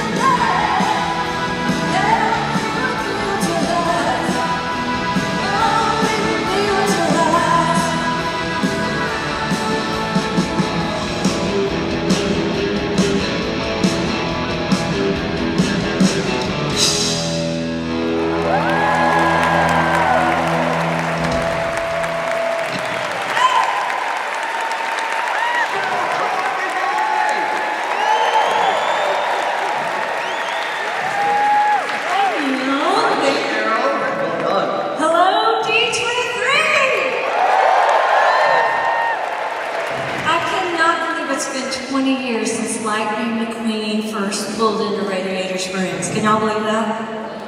No. I am so excited to be back in this world, and hey, since I'm here, and the band's all here, and you're here, and it's D23, and it's the 20th anniversary of Cars, how about we go back to where it all started? Can we do it?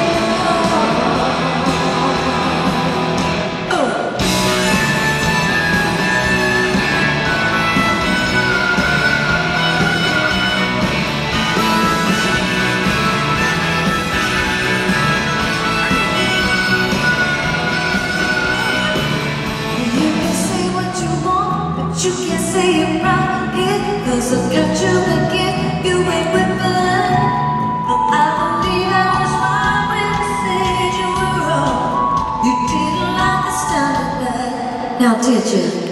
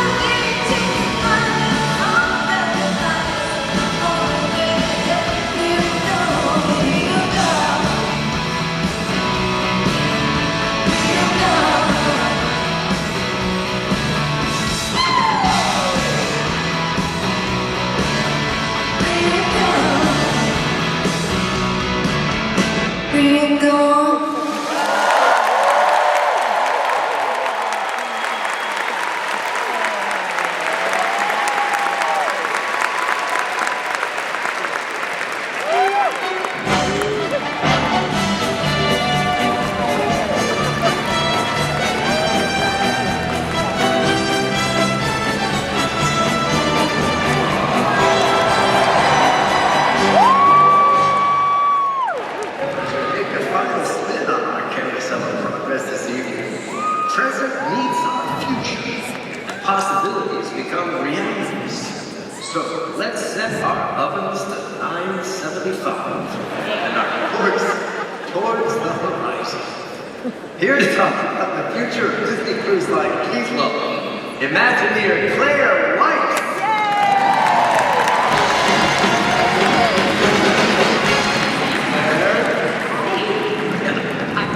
Welcome to D23. Thank you.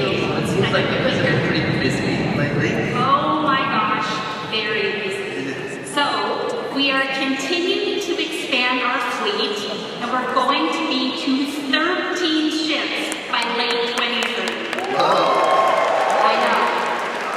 And just since our last D23, we've already launched 3 new ships. The Treasure, I know. The Destiny, and just this year, our first ever ship in Asia, the Disney Adventure. And as all of you know, we love the West Coast at Disney Cruise Line. So, we are excited to announce we are doubling the number of cruises sailing here from Southern California.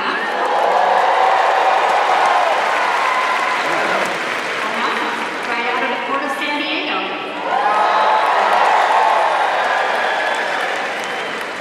So that means all of you will have access to one of our beautiful ships for years to come. And we have an incredible lineup for summer 2027. The Disney Wish is going to Europe for her first time ever and visiting all new ports of call. And to top it all off, the Magic and the Wonder are returning to Alaska. Those are definitely on my bucket list. It is honestly an incredible time to be a Disney Cruise Line fan. So that brings us to our to the next year's edition, the Disney Believe. Yes. Heard some things, but what can you tell us about this ship? So, the Disney Believe is the 4th ship in our Wish class, and she's really going to bring to life her own signature identity. This ship celebrates belief in magic, in family, the power of nature, and believing in yourself.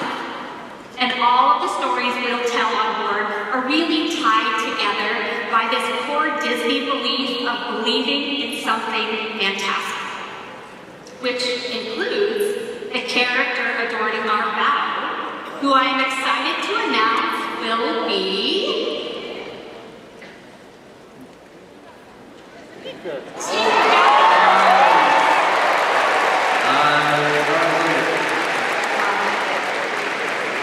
and then on to the stern.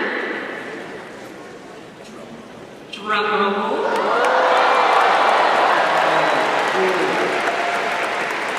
We're going, of course, to infinity and beyond with Woody and Buzz. And they're actually drawing Believe on the back of the ship. And they're using crayons, as of course, they're toys. And then finally, into the grand hall. Wait a minute. Claire, I've heard we have a special guest who knows a thing or two about the high seas to help out a big announcement. Give it up for Captain Jack.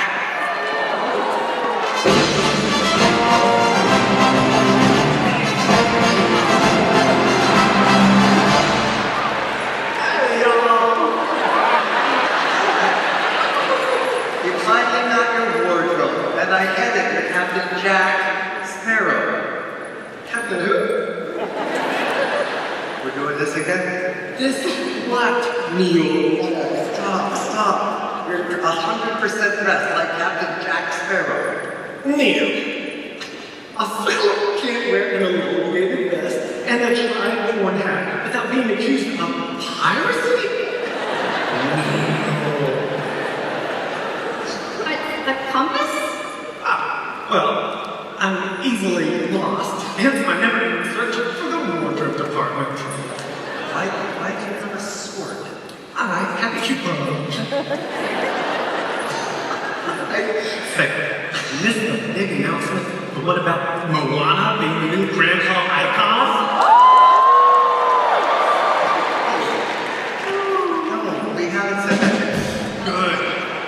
Bums the word. You can trust me, McBrayer.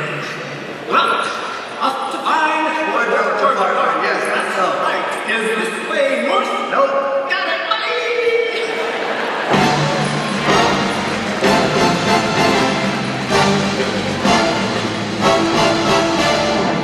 I'm so sorry, Claire. No worries, I guess the rooster is out of the basket. Yes. So, I'm excited to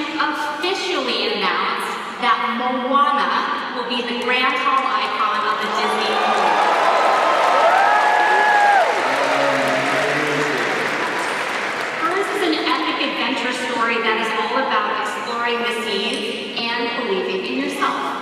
So she couldn't be a more perfect fit for this ship, and I cannot wait for you all to see her in person.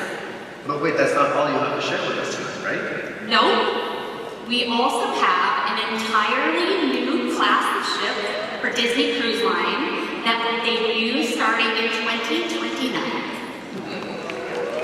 And this is such a cool size. It's right in the middle of our classic ships and our newer ones. And this gives us some really amazing opportunities to visit new places and new people we just haven't before. And we actually have a preview of that new class of ship tonight that we haven't shared with anybody yet. Nice. Shall we take a look at it? All right, roll the video. The way shape alive. From sketches and finished drawings, thinking ahead and creating new attractions for months and years to come. We keep moving forward, opening up new doors, doing new things, because we're curious. And curiosity keeps leading us down new paths. We're just getting started.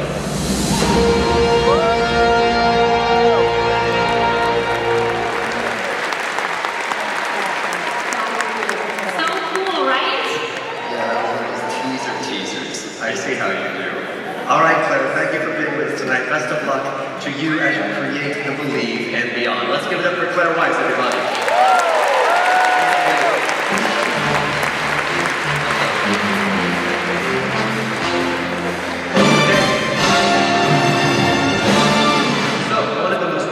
Films in the 21st century is getting its first official land when Monstropolis debuts at Disney's Hollywood Studios.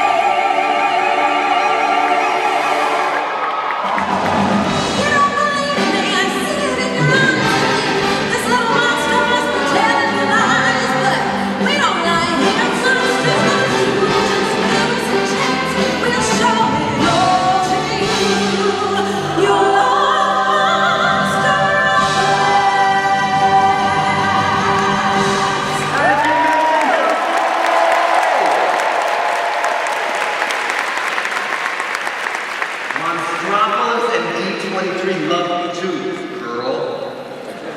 Oh hey, Michael and Chris are back to talk some monsters. Hey, you know, I really like that song. Can you tell us a little bit about that? It's really good, right? Well, what you just heard is Welcome to Monstropolis. It's a brand new song. It was written by the one and only Randy Newman. It is the first song Randy has ever written specifically for the Disney theme park. How cool is that? And we asked Randy to write this song because, well, Welcome to Monstropolis is also the name of our new theater show inside the Monsters Inc. land. So, in this new signature show, the monsters have graciously invited us humans into their world to show us that, you know what, we're kind of more alike than you might think. Now, Mike and Sully, well, they're our hosts. And, you know, Sully has been working on a small, very homespun show. But then there's Mike, who, as you all know, he is ever the showman. And he has a few surprises up his sleeves. And hopefully this doesn't bring down the house, which is kind of what he's hoping for. And with the monsters opening up their doors to humans, everyone is really excited to welcome us. Well, almost everyone. Humans, we look forward to welcoming you to Monstropolis. McBrayer. Stop saying that. Humans aren't toxic. D2319 in progress. A D2319 is not a thing you can ignore.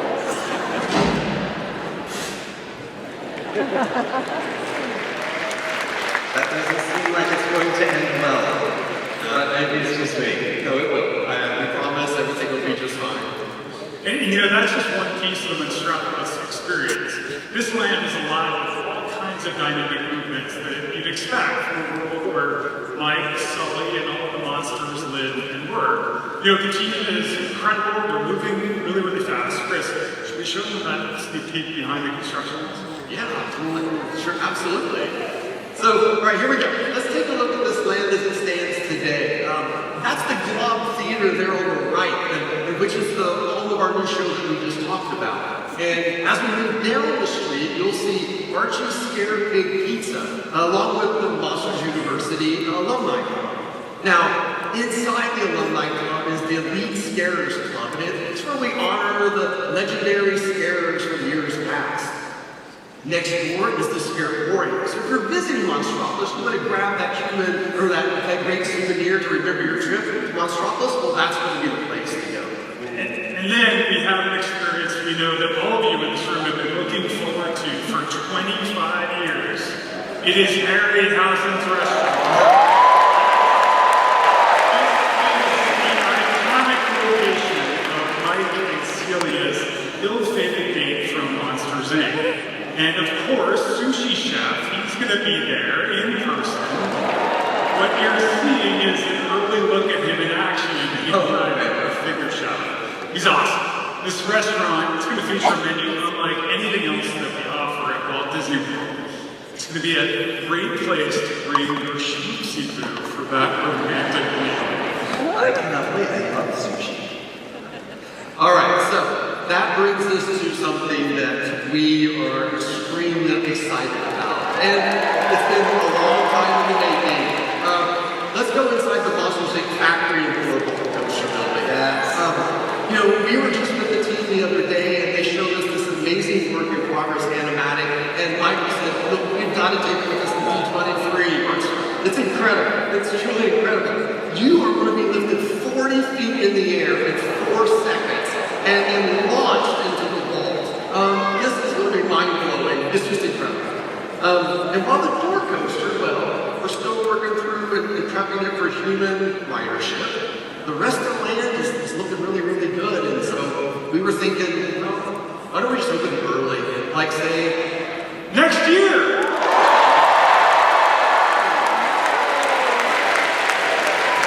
Right. Well, we can't wait to welcome you into Monstropolis.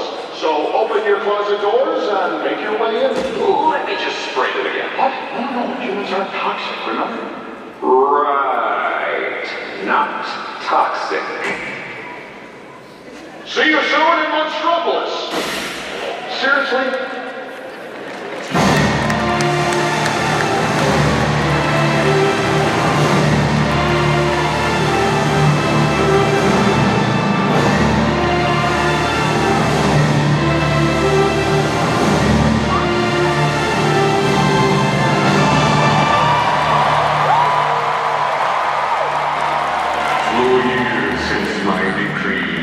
Of a land shrouded in miasm.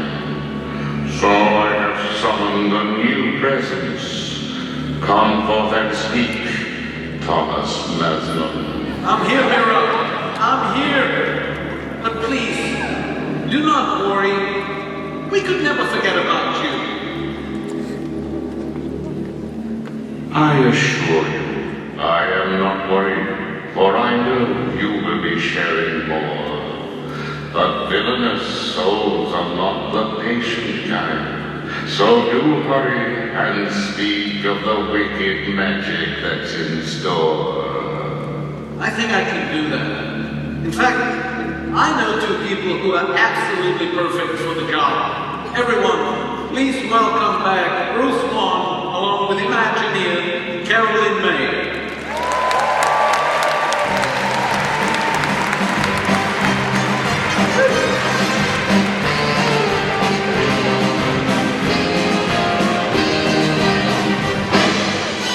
Thank you.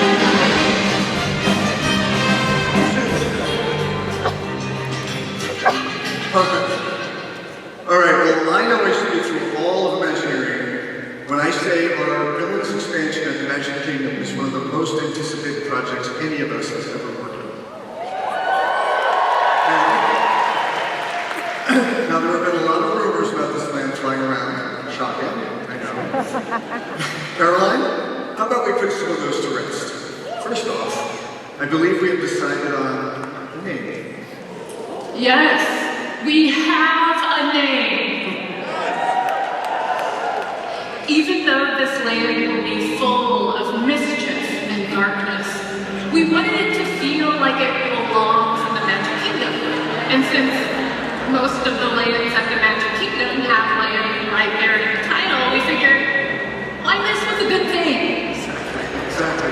I mean, let's face it, what else were we going to call it? Sometimes the obvious answer is the right one. But, while the name may be obvious, the story is anything but. We're creating an entirely new story for these characters and a new way of seeing them. These aren't villains hiding in the shadows. They're powerful, sophisticated, elegant, and they have impeccable taste, which I find is very dangerous. Here are some initial character studies that help define a new vision for our villains and establish an elevated, elegant tone for the land. These characters and so many more are the foundation for an entirely new story in Villains Land, which we are literally creating from the ground up. Like so many of our fairy tales, your journey begins when you stray from the safe path and enter the bewitching and foreboding dark forest. There, you'll come upon a broken, twisted wishing well. Now, normally a wishing well is a pretty happy thing. You make a wish, toss in a coin, maybe a princess starts singing. This is not that wishing well. Yes. We wondered, what if a mysterious person made an evil wish? And what if that wish was so evil that it corrupted the well, broke it open, and infused the forest around it with the power of the well's poison magic? Dark magic up for grabs? I can definitely see villains wanting to be drawn to that. Exactly. And one by one, they have come here to claim it. Several of your favorite villains, including Cruella, the Evil Queen, and Dr. Facilier, have used this land's cursed magic to conjure the perfect new layers for themselves. Everything they can wish for. The architecture reflects the style, humor, and fiendish personality of the villain that owns it. And whether it's by promising treats, treasures, or wishes come true, you can bet the villains will use everything in their power to tempt you. Well, I'm sure they will. And frankly, I'm looking forward to seeing them try. Villains Land is one of the most ambitious lands we've ever created. It's huge, on the scale of Star Wars Galaxy's Edge, and completely immersive. Everywhere you look, the villains have taken over. The architecture, the food, the shops, even the landscape itself. And that's before we get to the attractions. You may have heard there are two major ones. And would you like to hear what they are? Well, our first attraction is going to be a thrilling coaster experience.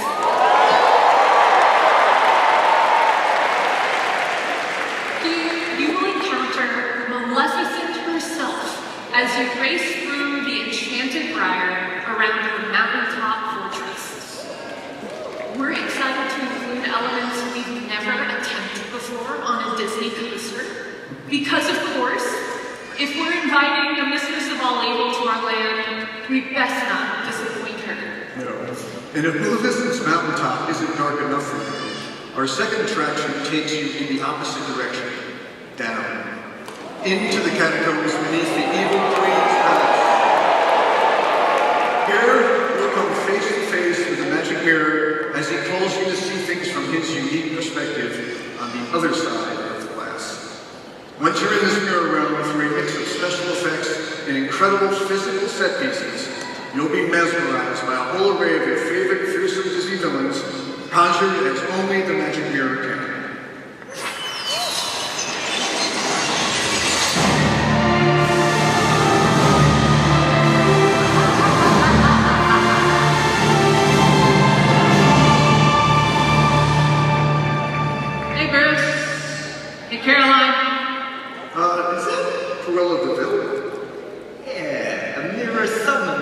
lucky us, right, Tig? Yeah, that has been a real treat. Yeah, real treat. What are you waiting for, you sycophant? Introduce me, you morons! Yeah, hey, Caroline, Bruce, meet the lovely Cruella de Vil.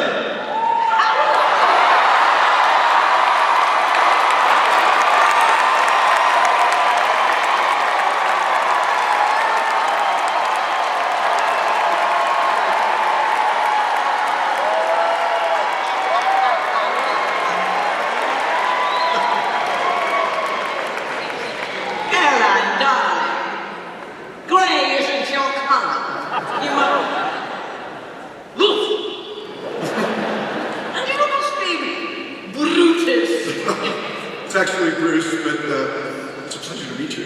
Well, such a sweet thought. I wish I could reciprocate. Neil!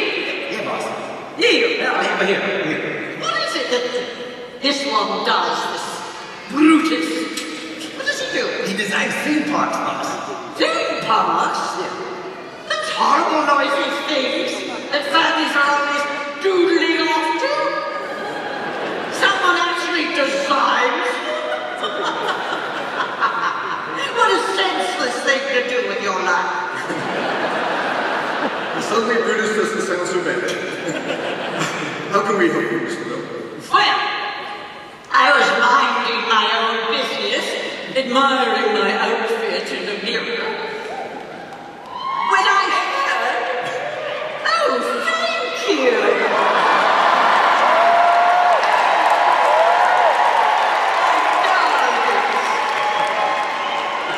You offered your change in a wee little fur. This just reminded me after the mirror, and when I heard the most irritating sound. What sound? That sound coming out of your mouth. And I swear I heard it say, what was it again, Neil? I'm over here now, boss. Yes. That Maleficent was going to get her own ride. Good boy. Now stand somewhere until I need you. Well, I heard that overstuffed purple handbag was getting her own ride. I thought to myself, surely that can't be. I mean, dragon skin? Heavens no. Leather is just so passe. There isn't a woman in all this wretched world who wouldn't rather have fur, darling. Well, I mean, we already just announced that. Oh, poor thing. I'm going to cut you off before you say something you'll regret. Leave, take. Here, boss. Now, let's go and leave these two to work on the opening of my ride.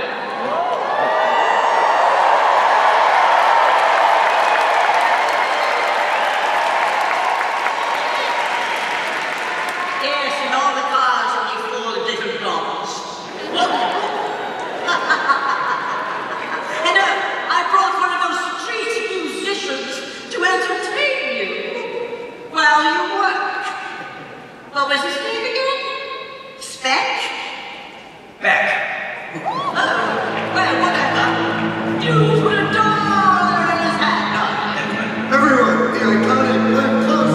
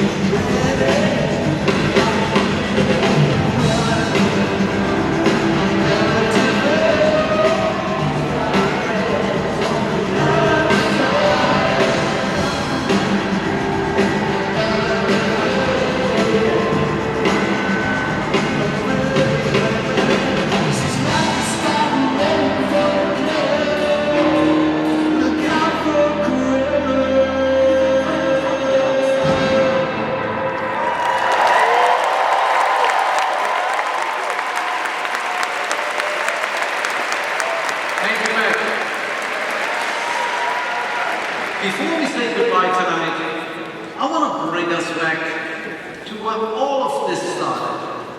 Our very first Disney experience, Disneyland.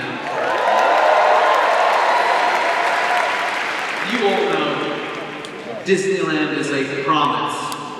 As that famous plaque on the front of the park reads, "Here you leave today and enter a world of yesterday, tomorrow and fantasy."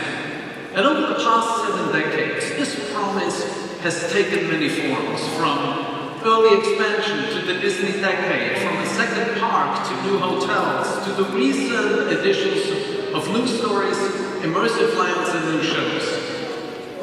And as we approach Disneyland's 75th anniversary, with an eye towards the horizon and the park's centennial, I think it's time to renew that promise once again in a way that deeply honors the original and imagines the future with optimism. And that starts with Tomorrowland.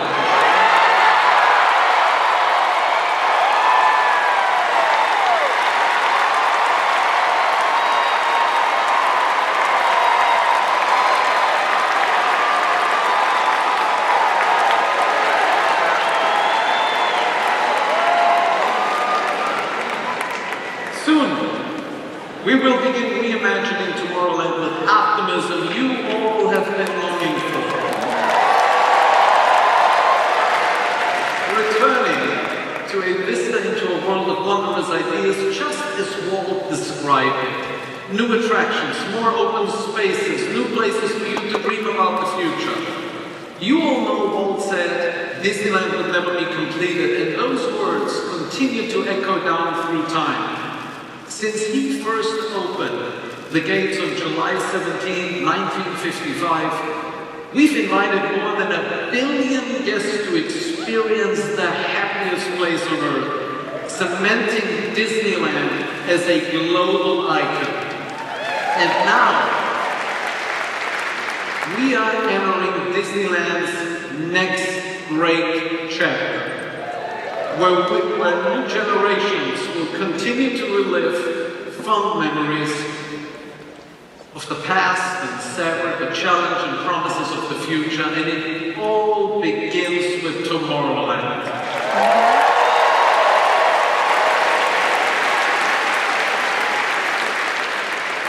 So, that's our show for tonight.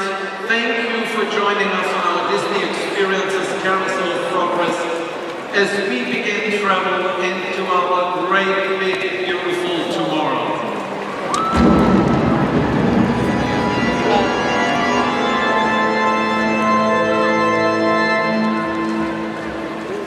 Halt, unbeliever! You made me a promise. You swore if I were to host this show, you would restore my favorite animatronic character of all time to his former glory. Behold!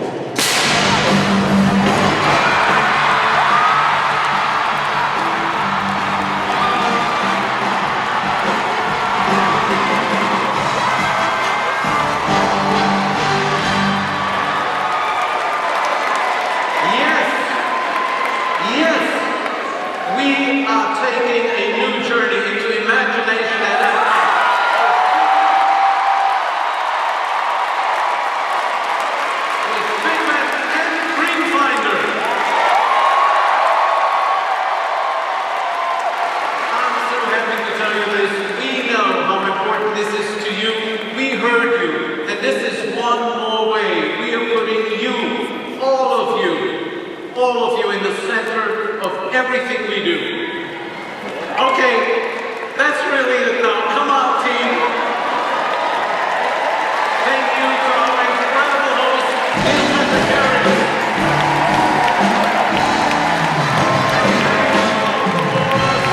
for joining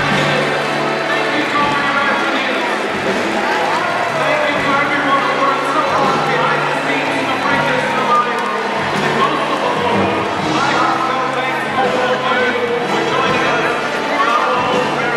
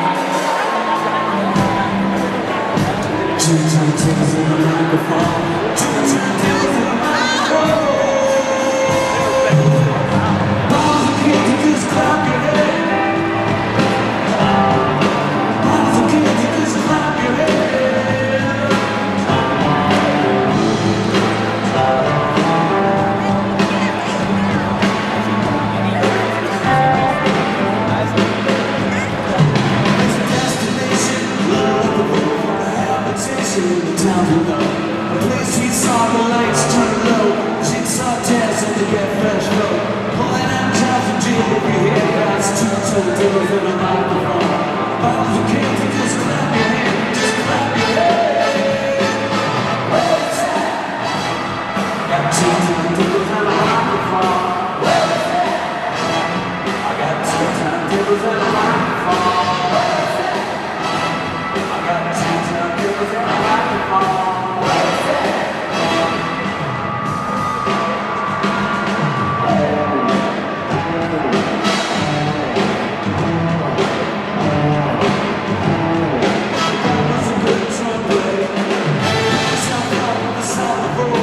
Elevator balls, super fast tunnels, memories only.